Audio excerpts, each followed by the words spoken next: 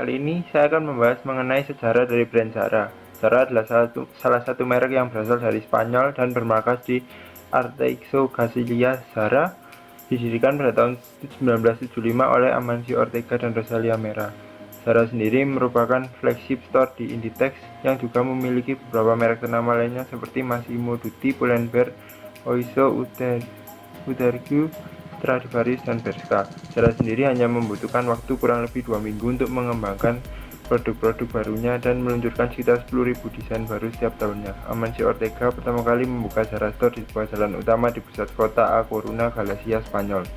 Toko tersebut ternyata cukup sukses sehingga Amancio membuka beberapa store lagi di Spanyol. Selama tahun 1980, Ortega mulai mengubah desain, manufaktur, dan proses distribusi untuk mengurangi lead time dan bereaksi terhadap tren baru dalam cara yang lebih cepat, dalam apa yang dia sebut mode instan. Pada tahun 1980, perusahaan mulai melakukan ekspansi internasional melalui Porto, Portugal. Pada tahun 1989, mereka memasuki Amerika Serikat dan Prancis pada tahun 1990. Dan hingga saat ini, Zara sudah terdapat di 73 negara di dunia termasuk Indonesia. Zara memiliki beberapa jenis pakaian mulai dari wanita dan pria, anak-anak, Zara Home hingga kosmetik. Store Zara banyak berada di Spanyol, sebanyak 329 toko, Prancis 114 toko, sementara di Indonesia Zara hanya ada 13 toko. Selanjutnya, Zara berikut adalah foto dari pendiri Zara, yaitu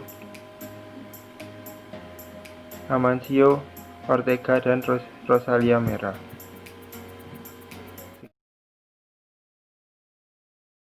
Brand Association. Jadi brand association atau asosiasi merek adalah konsep, emosi, objek, ataupun gambar yang melekat pada suatu brand di benak seseorang.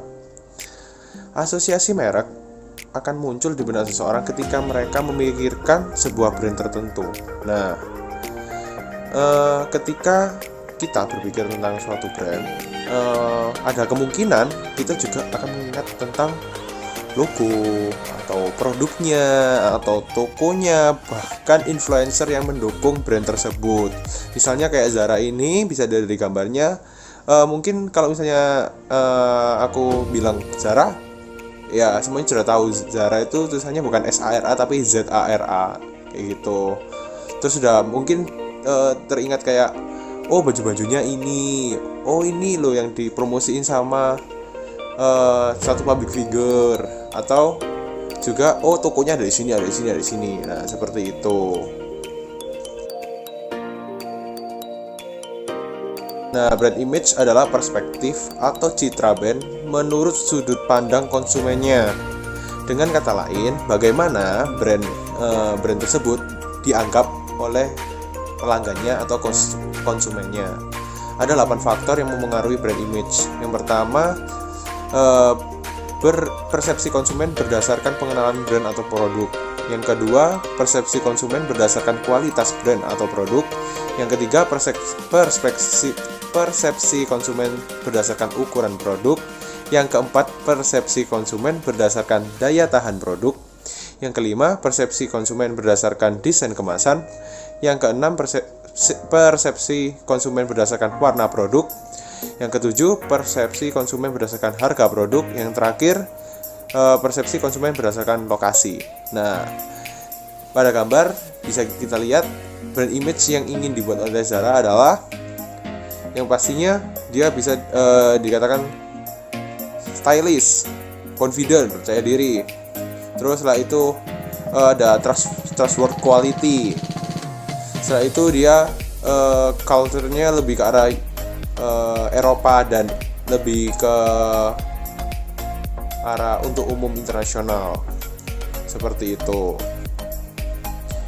Selanjutnya, customer profile. Nah, customer profile ini adalah dokumen yang mencantumkan poin masalah, minat, pola pembelian, dan karakteristik demografis pelanggan perusahaan. Nah, untuk Zara, target pasar Zara ini adalah kaum muda yang tahu tentang harga dan sangat sensitif terhadap tren, yang benar-benar fanatik terhadap brand.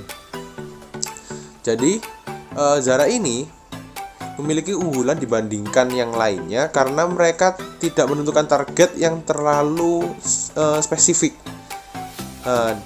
Jadi mereka mempunyai target pasar yang lebih luas daripada yang lainnya, seperti itu.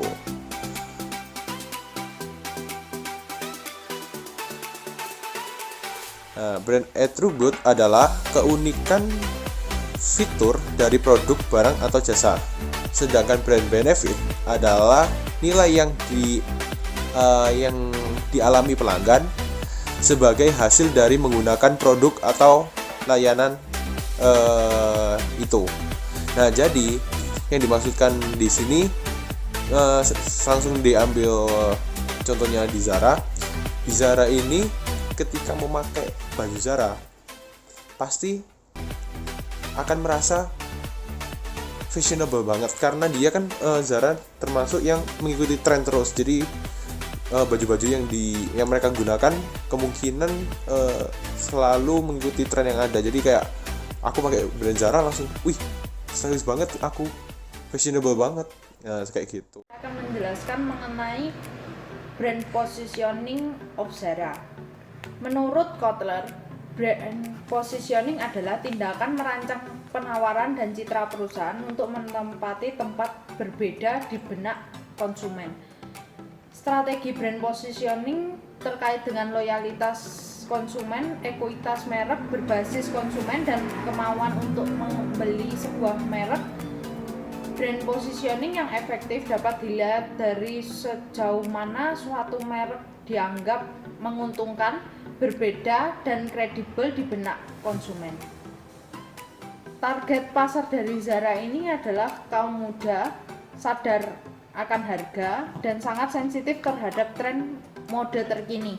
Mereka memiliki keunggulan dibandingkan pengecer tradisional karena mereka tidak menentukan target mereka dengan membagi usia dan gaya hidup yang memberi mereka pasar yang lebih luas.